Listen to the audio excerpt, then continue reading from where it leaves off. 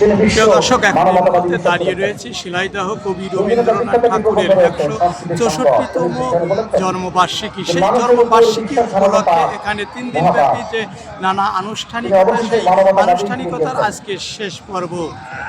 আর এই শেষ দিনেই কিন্তু এখানে আমরা দেখতে পাচ্ছেন আমাদের শিলাইদহ যে কবি রবীন্দ্রনাথ ঠাকুরের যে কুঠিবাড়ি, সেই কুঠিবাড়ির যে চিত্র সেটি দেখতে পাচ্ছেন। আমরা সরাসরি দেখাতে বিটিভি লাইভ থেকে যুক্ত আছি। যেখান থেকে লাইভটি দেখছেন অবশ্যই লাইভটি শেয়ার করবেন, নিজে দেখবেন এবং অন্যকে দেখার সুযোগ করে দিবেন। দর্শক, দেখতে পাচ্ছেন বিশ্বকবি রবীন্দ্রনাথ ঠাকুর, তারই এক গল্প চিত্র নিয়েই কিন্তু আজকে আমরা সরাসরি লাইভে যুক্ত আছি। দেখতে পাচ্ছেন এটি কবি রবীন্দ্রনাথ ঠাকুরের যে বাড়ি, সেই বাড়িটি, আর এই বাড়িটি কিন্তু বিশ্ব একটি সুনাম ছড়িয়ে রয়েছে।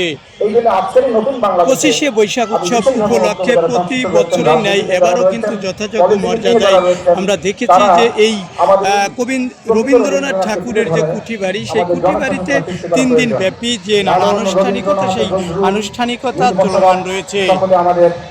3 দিন ব্যাপী যে আনুষ্ঠানিকতা, সেই আনুষ্ঠানিকতার আজকে শেষ দিন, অর্থাৎ 3 দিনের আজকে কিন্তু শেষ। কিছুক্ষণ পরেই কিন্তু আজকের এই 3 দিন ব্যাপী যে নানা আনুষ্ঠানিকতা সেটি সমাপ্ত হবে।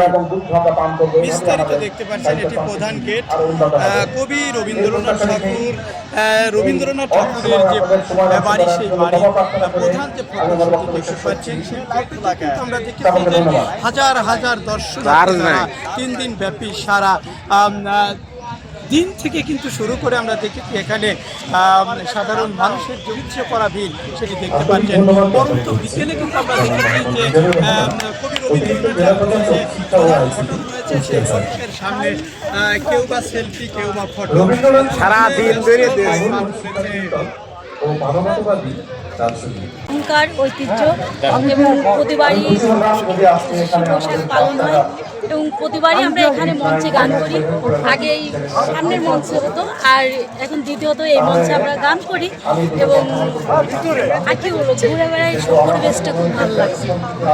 তো অন্যবার থেকে কি ভিন্ন আছে?